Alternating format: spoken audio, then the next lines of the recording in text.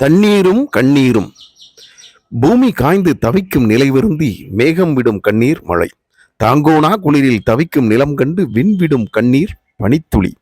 நதியாய் குளமாய் கிணறாய் நமக்கு கிடைக்கும் தண்ணீர் எல்லாம் இறை கருணையே.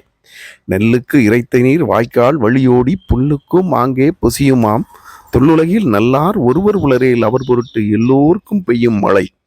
இயற்கைக்கும் மனித குணங்களுக்கும் என்ன தொடர்பு என்பதை பற்றி அவ்வை போன்ற ஞானிகள் கூறுவது முற்றிலும் உண்மை. நம் நெஞ்சின் ஈரம் அன்பு ஆகும். அக ஈரமே புற ஈரத்திற்கு அடிப்படை. இதையே குரல் அன்பகத்தில்லா உயிர் வாழ்க்கை வன்பார்க்கன் வற்றல் மறந்தலின் தற்று என்கிறது. பரிணாம வளர்ச்சியால் இயற்கை எப்படி பாதிக்கப்பட்டுள்ளது என்பதை சில பாலைவனங்கள் மூலம் நாம் அறியலாம். சஹாரா பாலைவனம் 10,000 ஆண்டுகளுக்கு முன் பச்சை பசேலென இருந்தது. மனித வாழ்வும் பரிணாமமும் பிரிக்க முடியாதவை. நாகரிக உச்சத்தால் இப்பாலைவனம் மாறியதாக கூறப்படுகிறது. ஆப்பிரிக்கா கண்டத்தின் 31% நிலப்பரப்பையுடைய சஹாரா இன்னும் 15,000 ஆண்டுகளில் பசுமையாக மாற வாய்ப்புள்ளதாக ஆராய்ச்சியாளர்கள் தெரிவிக்கிறார்கள். இந்தியாவின் மிகப்பெரிய பாலைவனமான தார் பாலைவனம் இந்த நூற்றாண்டின் இறுதிக்குள் பசுமையாக மாற வாய்ப்புள்ளதாக ஆராய்ச்சியாளர்கள் தெரிவிக்கிறார்கள்.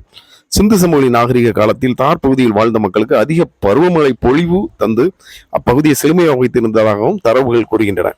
இந்த பாலைவனங்கள் மட்டுமல்ல, உலகில் காணப்படும் பல்வேறு பாலைவனங்கள் ஒரு காலத்தில் தண்ணீர் இருந்து மனிதன் வாழ்ந்து அவனது பரிமாண வளர்ச்சி காரணமாக இவ்வாறான பாலை நிலமாக மாறியுள்ளதாக கூறுகின்றன. மனித நாகரிக முன்னேற்றத்தில் அதிகமாக முதலில் பாழடிக்கப்படுவது தண்ணீரே ஆகும். செங்கல் தூளும் கரித்தூளும் உப்பு தூளும் மாறி பல்படி என்று வந்ததோ அன்றே தண்ணீர் மாசுபட ஆரம்பித்து விட்டது. ஆளும் மேலும் பல்லுக்கு உறுதி கொடுத்த காலம் போய் பிரஷ் வைத்து பல் தேய்க்க ஆரம்பித்தவுடன் நீர் கெடுதல் அடுத்த நிலையை எட்டியது.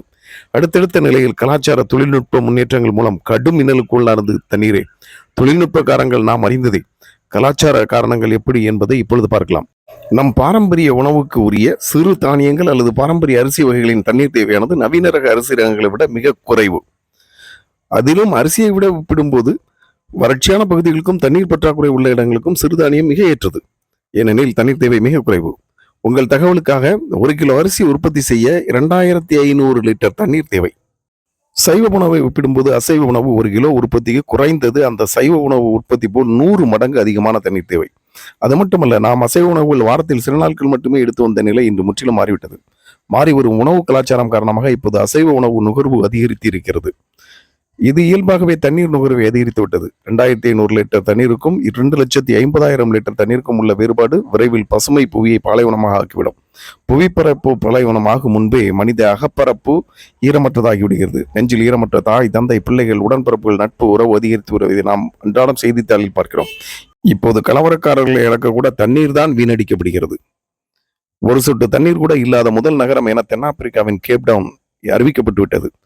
இது அங்கு தொடங்கி உலகின் பல்வேறு நாடுகளில் உள்ள நகரங்களில் பரவும் என்று கூறுகிறார்கள் ஆராய்ச்சியாளர். வறட்சியும் செழிப்பும் மாறி மாறி வருதல் இருவகை தன்மையுடைய உலகில் புதிதில்லை. எனினும் எது அதிகம் தங்க வேண்டும் என்று நிர்ணயிக்கும் உரிமை மனிதனே தன் செயல் மூலம் தீர்மானிக்க இறைவன் விதித்துள்ளார்.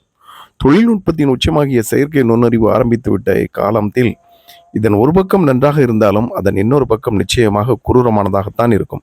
இந்த தொழில்நுட்பத்தை பயன்படுத்தி புதிய தண்ணீர் ஆதாரங்களை நாம் கண்டுபிடித்தாலும் அதனை உபயோகப்படுத்துவதில் போட்டியும் பொறாமையும் அழிவுக்கு வித்திடும். அத்தகைய போட்டியில் எந்த நாடு இராணுவ, பொருளாதார, சுகாதாரம் இவற்றில் வலிமையாக இருக்கிறதோ அந்த நாடே ஜெயிக்கும். அடுத்த ஒரு உலகப்போர் என்பது தண்ணீருக்காக மட்டுமே இருக்கும். நம் நாட்டில் இயற்கையாகவே நீராதாரம் மற்ற நாடுகளை விட போது அதிகம். ஆனால் நீர் மேலாண்மை இப்போதைய நிலையை விட கண்டிப்பாக முன்னேற்றப்பட வேண்டும். நம் பாரம்பரியத்தில் நதிக்கு ஒரு மரியாதை செலுத்தி வணங்கி போற்றி வந்ததே அந்த நீராதாரங்களை பாதுகாக்க வேண்டும் என்றுதான். நவீன கல்வியில் அத்தகைய போற்றுதலை உணர்வில் இருந்து பிரித்துவிட்டு வெறும் தகவல் அறிவாக மட்டும் கொடுப்பதால் அதை நாம் பொருட்படுத்துவதில்லை, மாசுபடுத்துகிறோம். சமீபத்திய பெங்களூரு நமக்கு ஒரு பாடம். இயற்கை எவ்வளவு கருணை காட்டினாலும் மனித மனங்களில் கருணை இல்லாவிட்டால் வானம் பொய்க்கும், புவி பரப்பு வெடிக்கும். தொழில்நுட்பத்தின் உயர்நிலை ஆன்மீகமே. உள்ளுணர்வு பெற தினம் தியானம் செய்வோம். கண்ணில் வழியும் கண்ணீர் இறைவலுக்காக இருக்க வேண்டுமே தவிர தண்ணீருக்காக இருந்தால் பரிதாபம். உள்ளுணர்வு உயர்ந்த நிலையில் இருந்ததால் தான் நமது முன்னோர்கள் போற்றி பாதுகாக்க வேண்டியதை பாதுகாத்தார்கள், புறக்கணிக்க வேண்டியதை புறக்கணித்தார்கள்.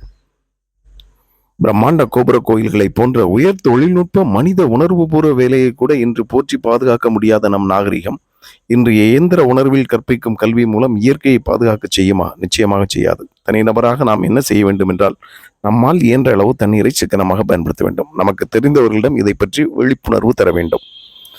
இயற்கை போற்றுவோம். படைத்தலை போற்றுதல் மூலம் படைத்தவனையே போற்றுதல் நம் மரபு. பின்பற்றுவோம் அம்மரபை. நன்று செய்தால் நன்றியே நடக்கும். நெஞ்சகமே கோயில், நினைவே சுகந்தம், அன்பே மஞ்சன நீர், பூசை கொள்ள வாராய் பராபரமே.